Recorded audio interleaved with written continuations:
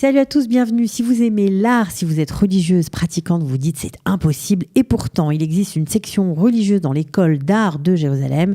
C'est un peu, on va dire, l'équivalent des Beaux-Arts. Ça s'appelle Betzalel, Shlucha Haredit en hébreu, ce qui veut dire section religieuse. Et pour en parler, eh bien, une ancienne étudiante qui vient juste de terminer son parcours au sein de cette institution prestigieuse, Shulamit Bismuth. Bonjour. Bonjour. Ça va, Shulamit? Très bien, et vous? Super. Alors, on est là parce que ça nous intrigue un peu tout ça. La section religieuse de Betzalel, incroyable. C'est plutôt une école qui n'était pas du tout ouverte sur un public religieux. Toi, tu fais partie de la deuxième promotion, bien que tu aies aussi connu la première. Alors, comment ça s'est passé pour toi et comment on fait pour intégrer Betzalel, section religieuse? Pour intégrer la section religieuse de Betzalel, il faut d'abord commencer par aller faire la Mechina. C'est après le bac. Il faut avoir le bac déjà. Il faut avoir le bac. Si on a le bac français, on peut éviter certaines classes, certains cours de l'année préparatoire. D'accord. Si on a un bac qui n'est peut-être pas suffisant pour rentrer à Betzalel, on peut compléter certaines matières pour finalement pouvoir y rentrer. Pendant cette année de Mechina. Voilà, exactement. Si on a un bac israélien, ça va aussi? Ça va aussi, c'est très bien. Je pense, après il faut voir avec eux. Alors, c'est une année de remise à niveau, c'est une année de découverte de l'art ou pas du tout? Je pense que c'est une année en fait pour nous montrer, pour nous préparer à l'expérience qu'est Betzalel. Alors, c'est quoi l'expérience de Betzalel? C'est une école d'art où, je ne serai pas la première à vous le dire si vous en rencontrez d'autres, on ne comprend pas grand-chose pendant les premières années parce que les profs parlent un autre langage. Et donc finalement, c'est peut-être pour nous donner un petit peu le premier lexique qu'on pourrait utiliser pour les premières années de Betzalel. Pour comprendre ce qui se passe autour de nous. Exact. Alors, est-ce qu'il faut avoir un background en art? Est-ce qu'il faut s'y connaître? Est-ce qu'il faut déjà... On nous demande des choses techniques ou pas?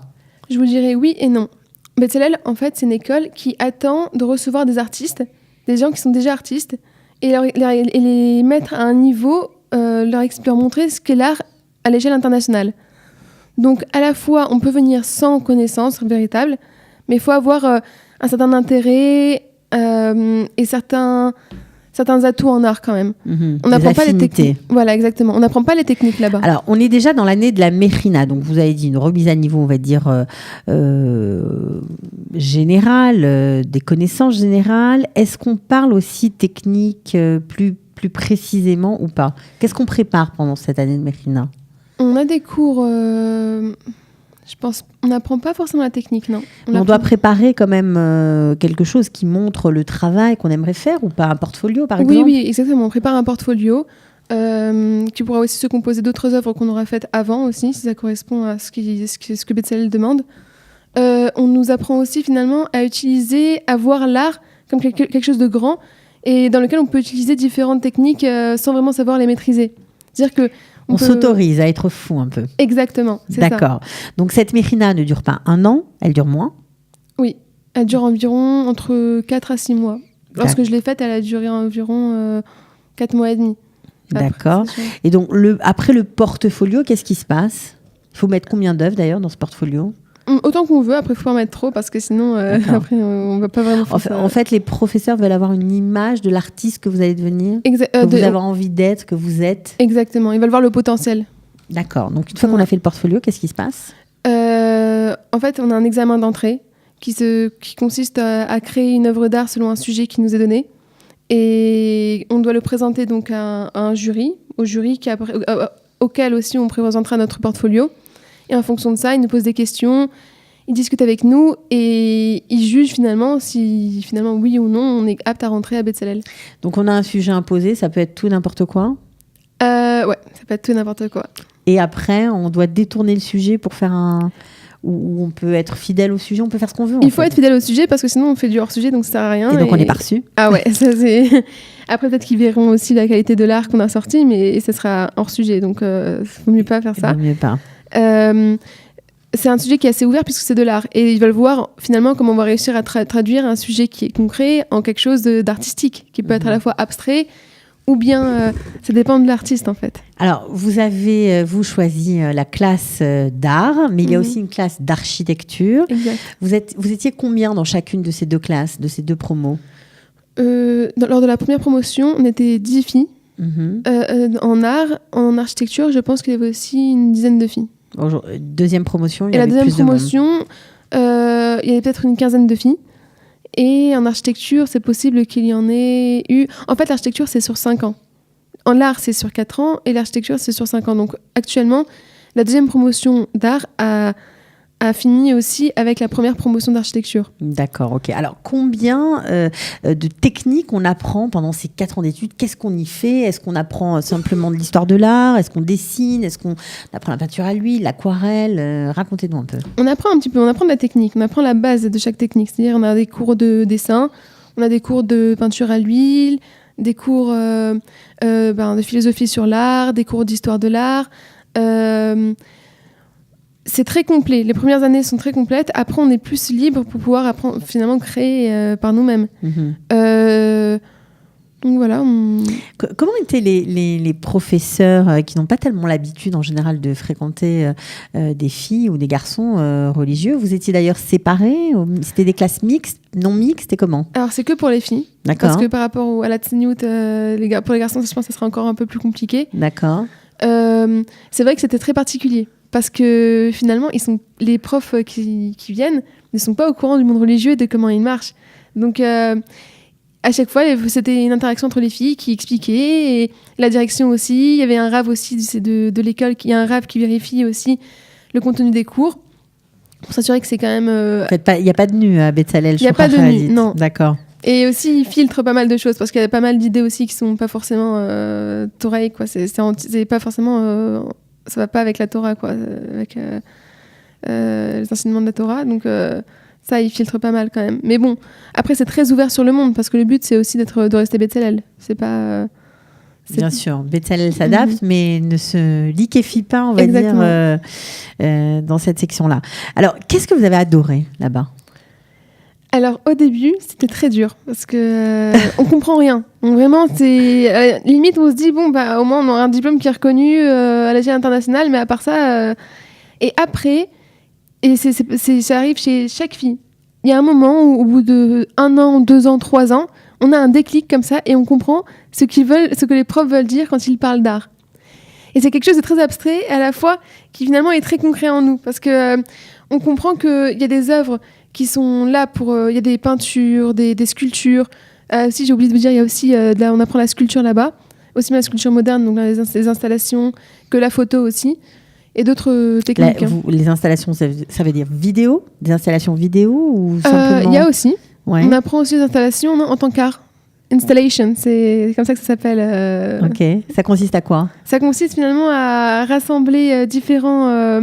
éléments qui sont déjà des planches de bois par exemple, et faire de ça une sculpture, évoquer avec ça une émotion, pas des planches de bois, on peut prendre aussi une chaise, un appareil photo, un tableau qui est déjà existant et mettre ça ensemble, et après finalement ça crée une installation comme par exemple mise en scène de plusieurs éléments différents. Voilà, mise en scène, c'est plus dans le domaine de l'art, c'est déjà dans le domaine de la mise en scène, et c'est ça la différence entre l'art et tout ce qui est le monde du cinéma, du théâtre, des médias. C'est qu'il faut vraiment faire la différence, et c'est ce qu'on apprend à Bezalel finalement. Alors, est-ce qu'on apprend à devenir une artiste, en tout cas sa propre artiste? Est-ce qu'on se connaît mieux? Est-ce qu'on arrive à sortir quelque chose de vraiment très personnel à la fin de ces 4 années d'études? Oui, tout à fait. C'est le but, j'imagine. C'est le but, complètement. Parce que finalement, on apprend que la richesse, elle se trouve vraiment en nous, et que si on exprime vraiment ce qu'on a au fond de notre neshama, et ben, c'est ce qui sera le plus entier, le plus profond, et ce qui touchera le plus les personnes qui viendront voir notre art, quoi. D'accord. Alors, à la fin de ces 4 années d'études, il y a bien sûr une grande exposition où chacune des filles expose ses dessins. Je ne sais pas si on va aller voir à l'image. Donc, chacun dans son coin prépare son exposition et puis après, on montre le résultat toutes ensemble. Qu'est-ce que vous avez décidé de faire, vous? Alors, c'est assez particulier parce que habituellement... Moi, je suis arrivée à Bezalel avec déjà des capacités techniques assez importantes. Donc, On va avoir un très joli tableau de vous. Celui-là, vous l'avez fait à Bezalel. oui, exactement. Ouais. C'était un travail de commande, c'était? Il y avait un sujet imposé? C'était un sujet et en réalité, c'est le début d'une recherche qu'il faut que je développe maintenant, actuellement, que je suis sortie. Magnifique. Merci. De rien. Donc à la base, je faisais des tableaux qui étaient très classiques.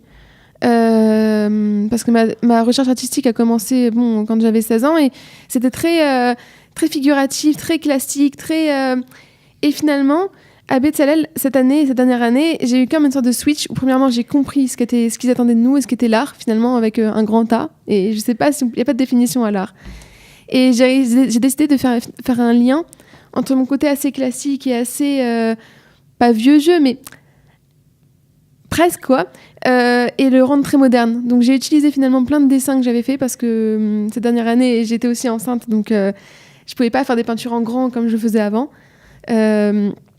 et j'ai donc fait plein de petits dessins, de croquis exactement, au fusain, au crayon principalement, toutes sortes de crayons, aussi bien tout ce qui existe, aussi bien crayon gras que sec, HB, B, 2H, vraiment c'était j'aime bien, c'est des outils après qui permettent d'exprimer différentes choses, et en fait j'ai fait des fonds à l'aquarelle, et j'ai projeté dessus mes dessins, donc c'était pour exprimer de la même manière que j'avais ça c'est une peinture que j'ai faite avant, ça montre mon style avant, donc ça c'était, on en parlera plus tard de celle-ci. D'accord.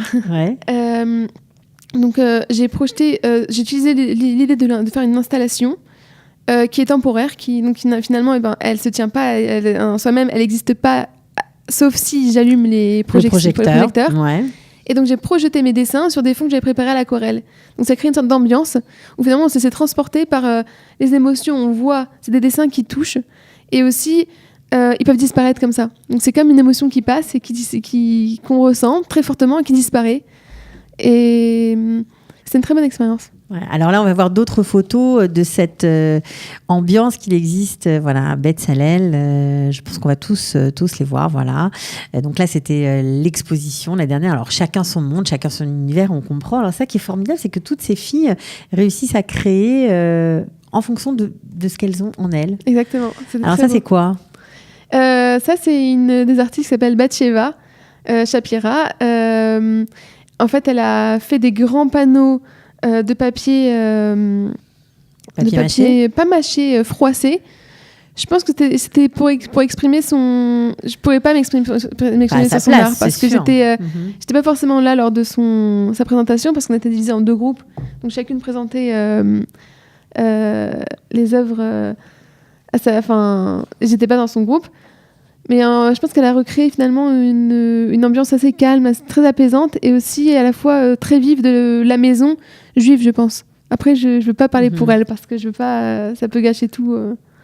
En tout cas, c'est très joli. Il y a on voit défiler d'autres images du travail d'autres filles. Oui. Alors, qu'est-ce qu'on peut vous souhaiter maintenant que vous avez terminé cette école de Bezalel? Alors, je sais que vous êtes aussi partie à New York. Ouais.